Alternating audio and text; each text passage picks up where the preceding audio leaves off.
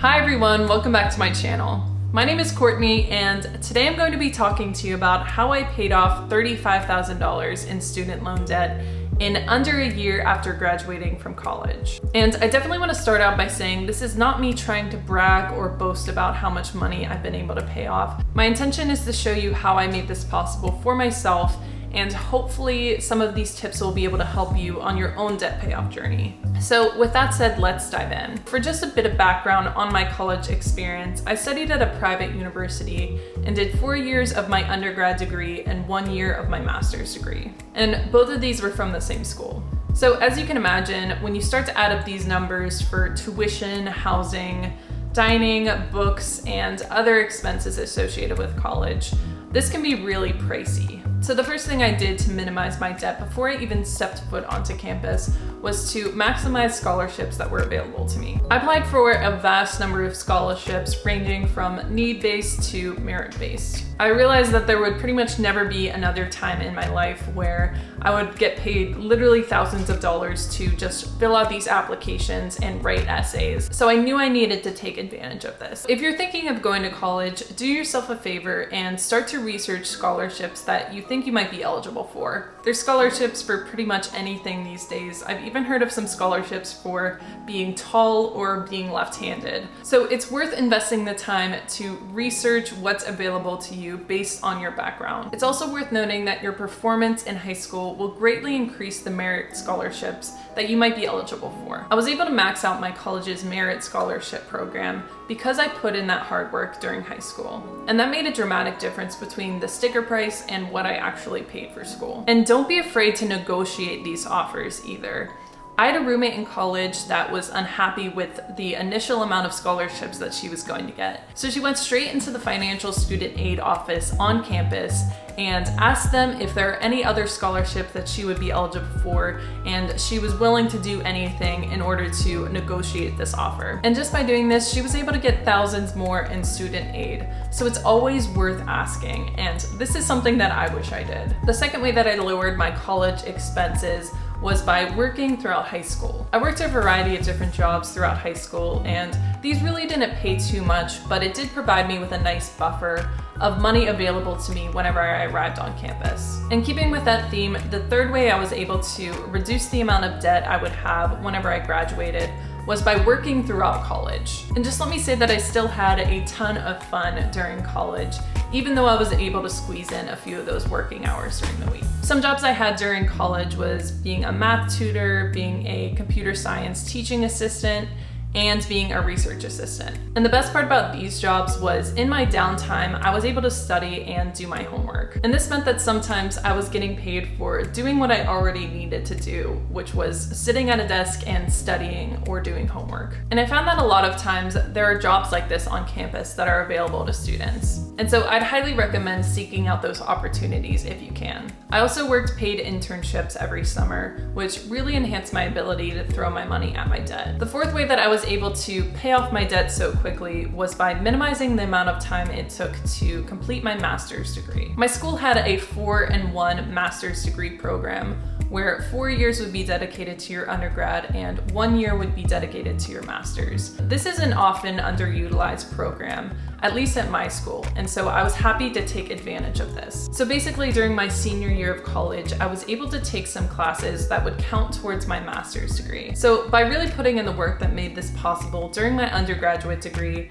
I was really able to minimize the amount of time it took to complete my master's degree and actually cut that time in half. This eliminated the cost for me staying in school for at least a year longer, and it also put me into the workforce sooner, which gave me the ability to earn a higher salary right away. So this one might be cheating a little bit, but the fifth way that I was able to pay off my debt was by having an organization sponsor my master's research. So this meant that I got my master's degree completely paid for, and in all honesty, I wouldn't have gotten a master's degree if this program wasn't available to me. So by working for this organization and doing the research that I needed for my thesis with them, they were able to pay for my tuition and also provide me with a stipend for working with them. Now, programs like this often don't just come to you. You need to be willing to be proactive in seeking out professors and organizations that are willing to pay you to do research. And in my case, there was no commitment to work for this organization after I graduated, but that's definitely something to look out for. And by having that master's degree, this allowed me to be qualified for positions with higher salaries right out of school. And this leads me into my next point. The sixth way that I was able to pay off my debt so quickly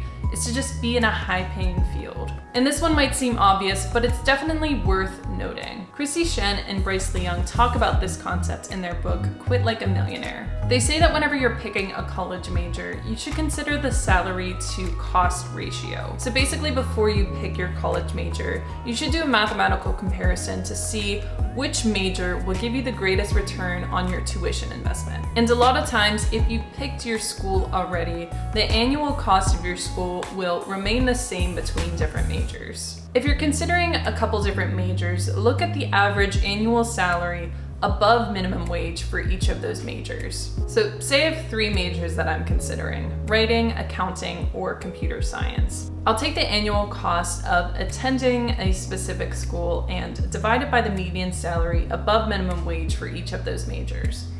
This is going to give me the salary to cost ratio of each of these majors. And so as you can see, writing and accounting have a pretty low ratio, but computer science is around 6.3. So in this case, it's a clear winner, and oftentimes there's a lot more demand for jobs in STEM versus other majors. I consider myself lucky because I've always been interested in STEM, and I always knew that that's what I wanted to pursue in my career. I have an undergrad degree in computer engineering and a master's in electrical engineering, which really was able to give me a high-paying job straight out of college. Now, I know that everybody isn't interested in pursuing STEM, and that's completely fine. But you do need to take a look at these costs and really consider your return on investment for school. Because if you do graduate and you're swimming in student loan debt and unable to find a medium to high paying job, it's going to be very difficult to pay off that debt. The 7th way that I was able to pay off my debt so quickly was being flexible and being aggressive with the debt payoff right away. I love my home city and where I grew up, but I knew that whenever I was looking at different job offers, I needed to really consider what would be best for me in terms of my career and the salary that I was going to be getting from that job. And so I was flexible with this. I was open to taking a job pretty much everywhere. I wanted to find one which really suited my interests and also had that high-paying salary. So by removing geography as a barrier, I was really able to open up the opportunities for my first job out of college. And it's important to mention that just because a job has a higher salary, that doesn't necessarily mean that you're going to be able to contribute more to your debt. You really need to take into consideration the region that you're taking this job in.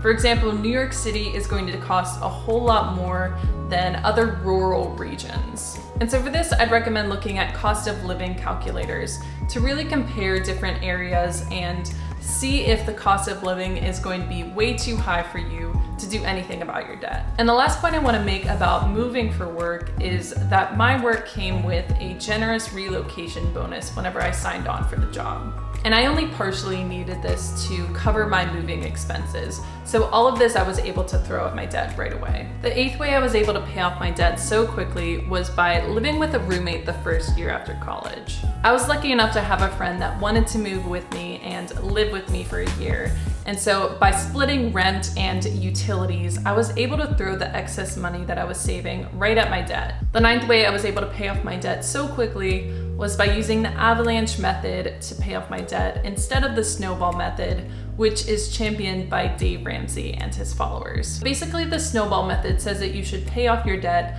according to the number value of that debt. So if I have loans that are $1,000, $2,000, and $5,000, Dave Ramsey says that I should pay off the one that's $1,000 first. And this is all for the psychology of it. He says that it's easier to pay off debt once you have that momentum going and you're granted with those little successes along the way. But the math just doesn't really check out with the snowball method. I much prefer the AVALANCHE method, which says that you should tackle your debt based on the interest rate first. And so even though it may not be as motivating as the snowball method, the AVALANCHE method ensured that I wasn't gaining huge amount of interest on my debt because I was tackling the high interest rates first. So overall, I was able to minimize the amount that I was gaining in interest on that debt and be able to throw this at the outstanding loan principal of that debt. Now, there's a lot of debate between these two methods, but I found the Avalanche method to work best for me, and it really helped me with paying off my debt pretty quickly. And the 10th way that I was able to pay off my debt is my overall frugality. Like I've said in other videos, I grew up in a really frugal family. We never went out to eat growing up. We always picked up furniture from the curb and either refinished it and sold it or took it for our own space. And we even washed plastic lunch bags to reuse them again.